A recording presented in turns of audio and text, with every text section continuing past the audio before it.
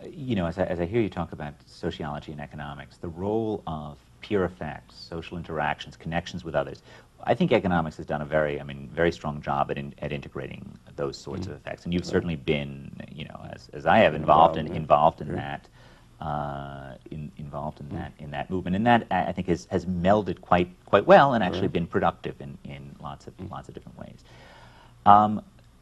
The psychological insights, and I want to differentiate them from the things that are behavioral economics, but let's say in the context of kids, actually thinking about the preference for kids, the taste for kids, as opposed to really your essay, which is really about the price of kids, and your identification comes off of changes in the price of kids. The demand side, I think not only economists by and large aren't very good at describing where that demand side comes from, but it's not very obvious that the psychologists have added that much to us. So if I sort of think about this, the giant lacuna to me is just we don't really understand very much where demand comes from for kids or for most other commodities for that matter. Well, I think you're absolutely right about that. There is an alternative theory. It's the biological theory that's based upon that people want to reproduce themselves, and there's fitness, and that's a theory of choice. I think it's a theory that I believe is unsuccessful in explaining modern behavior, but it is a theory, and it's a very different theory. It has something in common. You can put it in a maximizing framework. It's a very different theory. I think we're still struggling to find out where preferences come from. Traditionally, economists said, well, it's not our goal to talk about preference. It comes from psychology, it comes from sociology, maybe biology. But we take that as given, as division of labor in science, and they handle that. I've been, along with others, have been dissatisfied with that. I think we can say something about preferences. We have to start someplace, right? So we're not starting with nothing. But we can tell something about how preferences get shaped, say, by parents over children, by institutions like schools over children. I have a paper which I'm still working on what I call indoctrination, how schools and religions indoctrinate people into various attitudes and so on. People know that, they're not being stupid. The question is the interplay between knowing that and willingness to do it. So they're not going to willingly do that if they lose utility. And so we can develop that theory. Or we have a theory about how people's attitudes towards smoking get affected by smoking or maybe other activities, life cycle events. So I think economists or social forces, peer pressure, your friends smoke, you smoke. I think we're moving in that direction. And I think the right way for us to move in that direction would be, of course, to bring in social influences and also bring in a recognition of people that certain actions they take now will affect what their future preferences will be like, including what friends they get, what neighborhoods they live in, and things of that type. And that, in a sense, people end up choosing their own preferences within the limits of where they come from, what they inherit from their parents, their incomes, and so on. And that gives us a partial theory of the formation of preferences. Okay, so we start off with you making a very strong stand in favor of stable preferences, which I think we understand as being really a fight against ad hoc preferences, not a fight against a solid economic model preferences. And then I've always interpreted your first paper that really changes that really attempts to model the formation of preferences or investment preferences as the addiction paper. Right? I mean, the addiction paper, which thinks about people's decisions of how much to consume of cigarettes or alcohol or whatever as affecting future preferences. I mean, clearly that's the nature of addiction, and that's obviously been a very exciting and influential paper that I think adds a lot to our understanding of addiction. And there it's very clear to me, your earlier point about individuals investing in their own preferences. Clearly that's dead on. Individuals are going to make a decision about how much to smoke, taking into account future decisions. Your paper with Casey on investment in patience,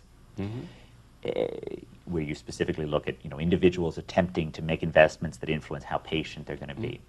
Harder for me to understand what that's actually explaining, and in the sense that I believe very strongly that parents invest in patience for kids.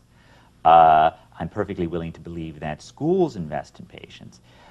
It's less obvious to me, at least, gauging from introspection, than I've ever done anything that really looks like investing in patients. I've invested in learning skills or in things with intertemporal complementarities, but that's harder for me. Why did you decide to focus on individual investment rather than, say, just looking at the parental problem, which is also an equally rich and I don't exclude the the parental investment from that process, but I do think people do take some actions in order to make themselves more patient. So people partly train themselves to try to consider the future consequences of what they're doing as opposed simply to the present, so that they do not simply take a pleasure now and neglect the future. And it's one of the points that people make.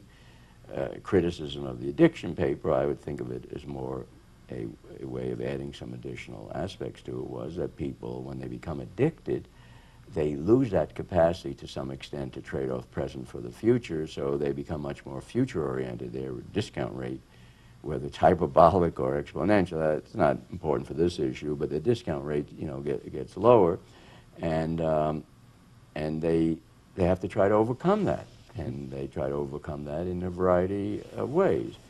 And I think, so yes, parents try to make their kids more aware of the trade-off between present and future. There's no question about that. Little children have a great deal of difficulty in making that trade-off, and so they teach them that.